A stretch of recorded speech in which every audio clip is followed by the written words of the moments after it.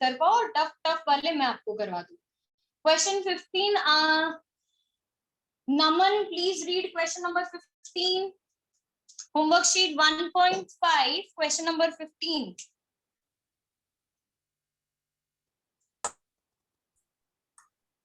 Two small identical electrical dipoles AB and B and CD, each of dipole moment P, are kept at an angle of 120 as shown in the figure 40. What is the resultant dipole moment of the combination? If this process is subjected to the electrical field E directly along the x direction, what will be the magnitude and the direction of the torque acting on this? Good. So first अपने को दे रखे हैं दो dipoles AB और CD, ठीक है। इसमें अपने को डाइपोल मोमेंट, क्योंकि सिंस दोनों चार्जेस का वैल्यू सेम है और दोनों के बीच का डिस्टेंस सेम है, क्योंकि आइडेंटिकल डाइपोल्स बोल रखे हैं हमें, since they both are identical dipoles, तो उसका मतलब ये होता है कि दोनों के बीच, दोनों के चार्जेस सेम है और डाइपोल मोमेंट भी उनका सेम है। पर डाइपोल मोमेंट का डायरेक्शन नहीं दे रखा है। What is the direction of dipole moment vector? Negative to positive. Negative to positive. अगर नेगेटिव टू पॉजिटिव डायरेक्शन है तो नीचे भी एक्ट कर रहा है, ऊपर है, नीचे नेगेटिव है, नीचे नेगेटिव चार्ज है, ऊपर पॉजिटिव चार्ज है, तो इस डायपोल मोमेंट का डायरेक्शन ऐसा जाएगा। This would be first P vector, right. Second P vector का डायरेक्शन होगा D to C। D to C मतलब ऐसा जाता हुआ। This is the second P vector. And what is the angle between the two dipole moments? 120 degree. 120 degree. दो vectors दे रखे हैं, दोनों वेक्टर्स का वैल्यू है P एंड P, और उन दोनों के बीच में एंगल जो है वो है 120 degree. Vedant Trivedi, how do we find the resultant of two vectors? Parallelogram law. क्या? By using parallelogram law. तो बताओ पैरेललोग्राम लॉ स्टेट क्या करता है? p² + p² + 2ab cos theta, उसको रूट में रखें। p² + p² + 2p² cos 120 degree. Very good. So parallelogram law की वजह से ये आ जाएगा cos 120 डिग्री का वैल्यू -1/2। -1/2। सब्स्टिट्यूट किया -1/2 इधर, तो ये बन जाएगा p² + p² - p², आंसर आ जाएगा p, रिजल्टेंट p। कथन पता चला आपको? डाइपोल मोमेंट का डायरेक्शन अपने ने लास्ट टाइम लर्न किया था। Dipole moment was directed from negative to positive charge. तो अपने को क्वेश्चन में दे रखा था एक डाइपोल मोमेंट ऊपर की तरफ, दूसरा डाइपोल मोमेंट नीचे की तरफ। जब दो वेक्टर्स का एडिशन करना होता है कथन, तो अपने क्या करते हैं, फॉर्मूला लगाते हैं रिजल्टेंट का, a² + b² + 2ab cos theta, where theta is the angle between the two vectors. यहाँ पे p² + p² + 2p² cos 120 आ जाएगा। उसको सॉल्व करेंगे तो अपने को p मिलेगा। Now did you get it? Yes. Yatrik, आप भी भाई लेट ज्वाइनिंग थे, आपको समझ आया कि नहीं आया ये वाला part? Yatrik? Yes ma'am. Good. चलो आगे। अगर दो इक्वल वेक्टर्स होते हैं तो उनका रिजल्टेंट लाई कहां करता है? Angle bisector. बाइसेक्टिंग एंगल, एकदम उनके बीचों बीच बाइसेक्टिंग एंगल पे दो इक्वल वेक्टर्स का रिजल्टेंट उनके बीचों बीच लाई करता है। मतलब इधर से भी 60 डिग्री बनाएगा और इधर से भी 60 डिग्री बनाएगा। अच्छा, कोई चीज, कोई वेक्टर y एक्सिस के साथ 60 डिग्री बना रहा हो तो x एक्सिस के साथ कितना एंगल पे होगा? 30 डिग्रीज पे। So p resultant vector would be equal to magnitude wise p 30 degree with respect to positive x axis, 30 degree with respect to positive x axis, right? Next, ma'am 30 degree वाला वापस बताओगे? moving forward.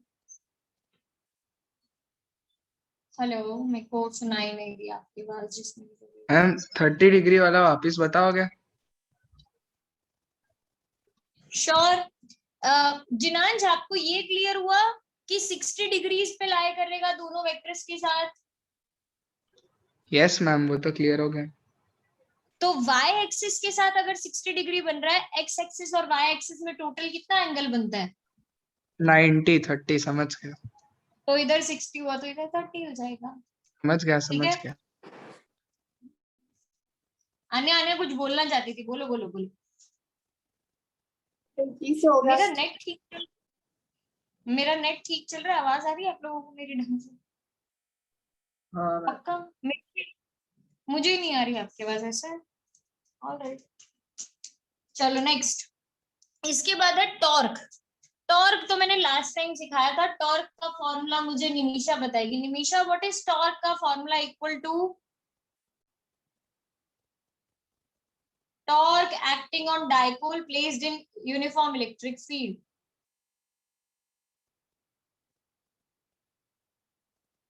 Yes Vansh. PE sin theta. PE sine theta magnitude wise था वंश। अगर दूसरे का नाम तुमने ढंग से नहीं बताया तो देख लो, अपनी तुम्हारी और मेरा झगड़ा हो जाना है। पीई साइन थीटा को और क्या बोलते हैं हम?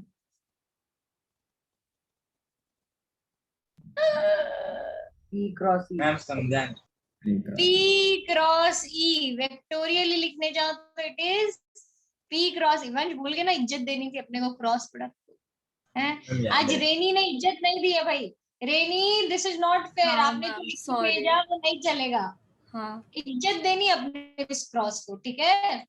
सो एज पर द क्वेश्चन में बोल रखा है कि electric field is acting along x axis. Electric field is acting along x axis. Resultant dipole moment मेरा एक्स एक्सिस के साथ 30 डिग्री एंगल बना रहा है। तो मुझे ये तो रिजल्टेंट डाइपोल मोमेंट पता है, P है, इलेक्ट्रिक फील्ड E है। Bhavyadeep, what is theta here?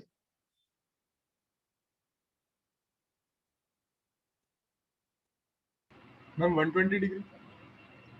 नहीं, इधर थीटा भव्यदीप होता है angle between P vector and E vector. तो नेट P वेक्टर और E वेक्टर के बीच में कितना एंगल बचा है? 30। Very good, 30 degree.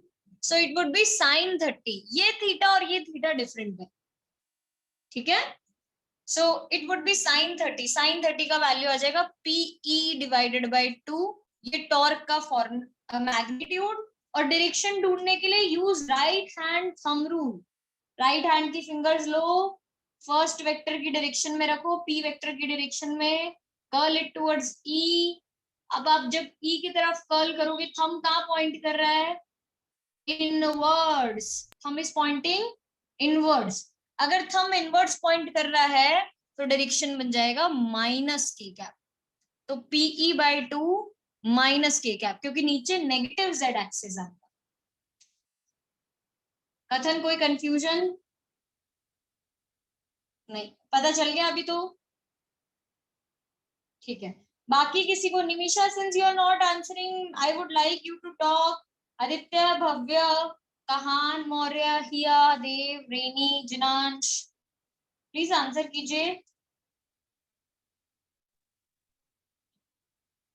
चलो नेक्स्ट। इसके बाद अपने पहले करते 11th क्वेश्चन, फिर मैं करूंगी। पहले 11th खत्म करते हैं, फिर 13th क्वेश्चन करेंगे, ठीक है? महर्ष बताइए। Ma'am, where did you get the direction of electric field? Maharsh, do you know right hand thumb rule? Okay, yes ma'am. Keep your right hand की fingers in the direction of the first vector, which is P vector, and curl it towards second, considering the smaller angle, मतलब 30 degree consider करके। तो P cross C करेंगे, thumb is pointing inwards, वहां से मुझे minus के cap मिलेगा। Good, चलिए आगे बढ़े। 11th क्वेश्चन पे चलते हैं। पहले 11th क्वेश्चन पूर्वा रीड कर सकते हैं हमारे लिए? 11th question. Dipole with its charges minus 4 microcoulomb and plus 4 microcoulomb located at point 1, 0, 4 and 2, minus 1, 5 is present in a uniform electric field. E is equals to 20 I cap volt per meter. how much torque would the dipole experience in this field? Okay, so electric field is given to us as 20 I cap volt per meter. चलो ठीक है, torque का formula, फिर से हम torque के formula पे आ जाते हैं। कथन अभी अभी हमने सीखा, टॉर्क का फॉर्मूला क्या होता है? Torque is P sin theta. PE sine theta magnitude wise, और वेक्टोरियली बोले तो Torque vector is equals to P vector cross E vector. अरे वाह, ये लड़का तो सही तरीके से, वंश देख ले, सीखो वंश सीखो, P क्रॉस E, ठीक है, it is P cross E, good.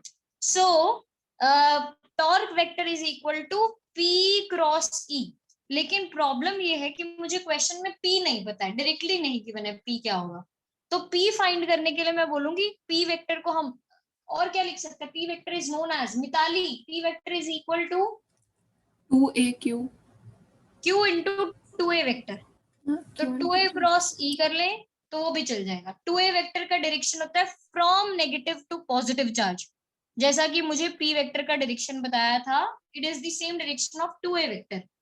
अब 2a वेक्टर ढूंढना हो तो 2a वेक्टर ढूंढने के लिए साइड में प्रोसीजर करनी पड़ेगी, which is final position vector minus initial position vector. अब फाइनल पोजीशन है x का, देखूं तो 2 माइनस इनिशियल पोजीशन 1, और इसकी डायरेक्शन लग जाएगी आई कैप, x कोऑर्डिनेट है तो डायरेक्शन लग जाएगी आई कैप। सिमिलरली -1 -0 क्या बनेगा डायरेक्शन में? कोएफिशिएंट क्या लगेगा इसका? जी कैप। जे कैप, गुड। और फिर 5 - 4, ये 5 - 4 के कैप, ऐसा आ जाएगा। ये स्टेप में लोगों का कंफ्यूजन होगा कि कैसे आया, मैं फिर से बता देती हूँ। ये 2a वेक्टर है, इस डायरेक्शन में पॉइंट करता हुआ, which is the distance between the two charges. लेकिन अगर मैं वेक्टर की तरह देख रही हूँ, विदात अगर मैं वेक्टर की तरह देख रही हूँ तो it is final position vector minus initial position vector. So 2 - 1 I cap, -1 - 0 J cap, 5 - 4 K cap. So it would be I cap minus J cap plus K cap. This is 2a vector. Right? ये 2a vector का value अपने को यहाँ substitute करना है, लेकिन मैं सीधा सब्स्टिट्यूट करने के बजाय पहले 2a क्रॉस E फाइंड कर लेती हूँ। ये वाला पार्ट 2a क्रॉस E, दो वेक्टर्स का क्रॉस प्रोडक्ट करना आप लोगों ने 11th स्टैंडर्ड में सीखा था रोटेशनल मोशन में। The method we used was known as determinant method, जिसमें फर्स्ट रो होता था I cap, J cap, K cap, second row consists of coefficients of I, J, K of the first vector, third row consists of coefficient of second vector। तो अब बताओ मुझे, उदय मुझे बताएगा, उदय second row में क्या कोएफिशिएंट्स आएंगे?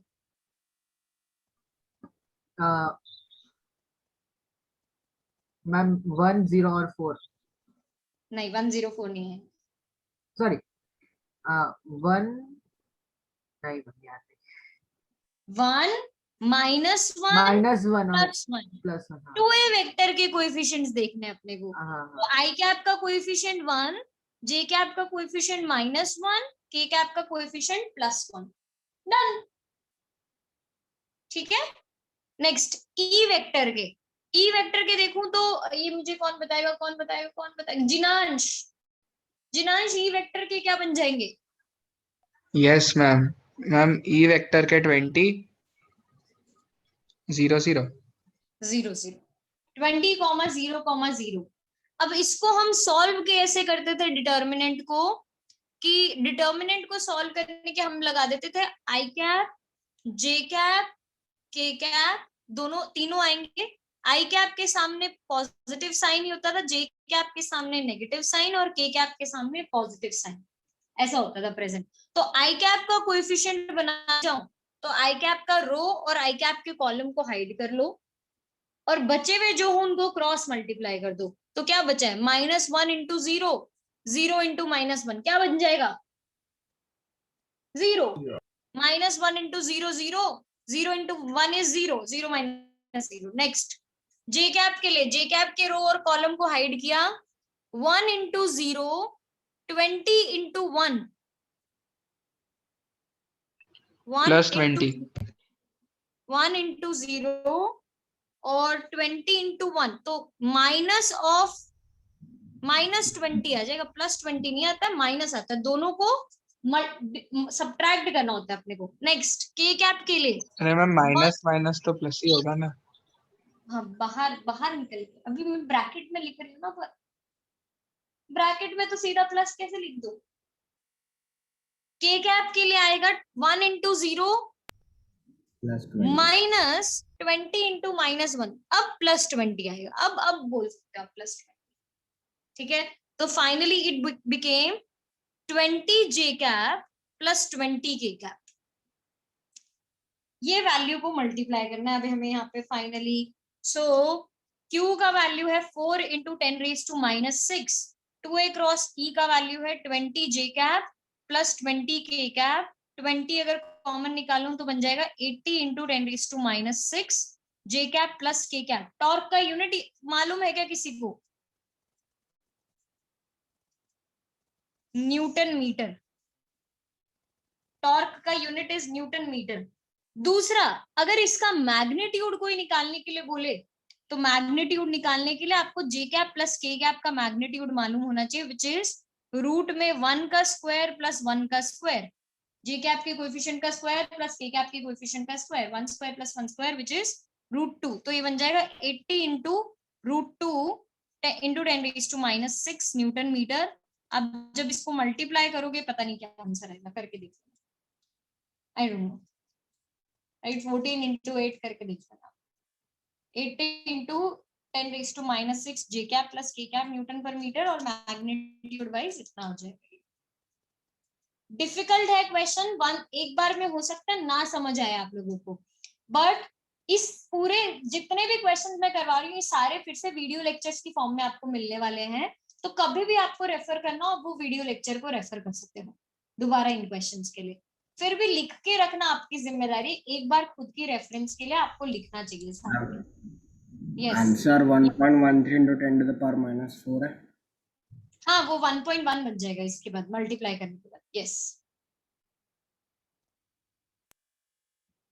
ठीक है. नेक्स्ट, मैम एक definitely I will be waiting. ये आपके प्रिंटेड नोट्स में 1.1 लिखा हुआ है क्या? नहीं, प्रिंटेड नोट्स में 80 into 10⁻⁻⁶ वाला ही है. हाँ फिर ठीक है, वो जे कैप प्लस के कैप की फॉर्म में दे रखो. ठीक है, फिर ठीक है. अगर प्रिंटेड नोट्स में ऐसा आया तो प्रॉब्लम. चलिए नेक्स्ट. इसके बाद मैं करवा देती हूँ क्वेश्चन नंबर 13 लूं कि 7 लूं? 7 ले लेती हूँ, 7 इजी है, जल्दी हो जाएगा. 13 टाइम लगाएगा. 7 खत्म कर देते हैं. यस मिताली. मैम जब मेंशन नहीं किया होता है कि खाली मैग्नीट्यूड लेना है, तो फिर डायरेक्शन लिखना कंपलसरी होता है ना? जब मेंशन नहीं किया हो तो अगर मतलब ऐसा मेंशन नहीं किया है कि सिर्फ मैग्नीट्यूड लिखना है, तो फिर डायरेक्शन लिखना कंपलसरी होगा ना? नहीं नहीं, खाली अगर ये पूछा है ना मैग्नीट्यूड ही दे रखा हो, find the magnitude of this thing, तो डायरेक्शन कंपलसरी नहीं है. और अगर नहीं लिखा हो तो डायरेक्शन बताना जरूरी है. ठीक है, if it is a vector quantity then you need to mention the direction. Okay ma'am. ठीक है, चलिए नेक्स्ट 7th क्वेश्चन करते हैं. 7th क्वेश्चन इधर इसमें खत्म हो जाएगा मेरा. चलो 7th बड़ा इजी क्वेश्चन है. 7th क्वेश्चन कौन कौन रीड कर सकता है? Uday Vora, will you read 7th question? Yes, ma'am. जल्दी जल्दी. जी. An electric dipole of length 2 centimeter is placed with its axis making an angle of 30 degree with a uniform electric field of 10 raised to the power 5 Newton per coulomb. If the dipole experiences a torque of 10√3 Newton meter, find the magnitude of the charge on the dipole. ठीक है. So ये मैंने क्यों ऐसा लिख के छोड़ दिया? Because I want you guys to recognise what is given in the question. Right, मैं हर्ष से स्टार्ट करती हूँ. Harsh, what is 2 centimetre? 2a. 2a. Please make sure you write it as 2a, not only a. ये 2a है, कुछ लोग गलती कर देंगे a लिख के मेंशन करेंगे और फिर इसका डबल कर देंगे, 4 टाइम्स कर देंगे, 4 सेंटीमीटर कर देंगे. So don't do that. और सेंटीमीटर में है तो इसको मल्टीप्लाई करना पड़ेगा 2 into 10⁻²से, right? Akshat, Akshat, what is 30 degree? Theta is equal to 30 degree. Next, Aditya Chaniara, what is 10⁵ Newton per coulomb?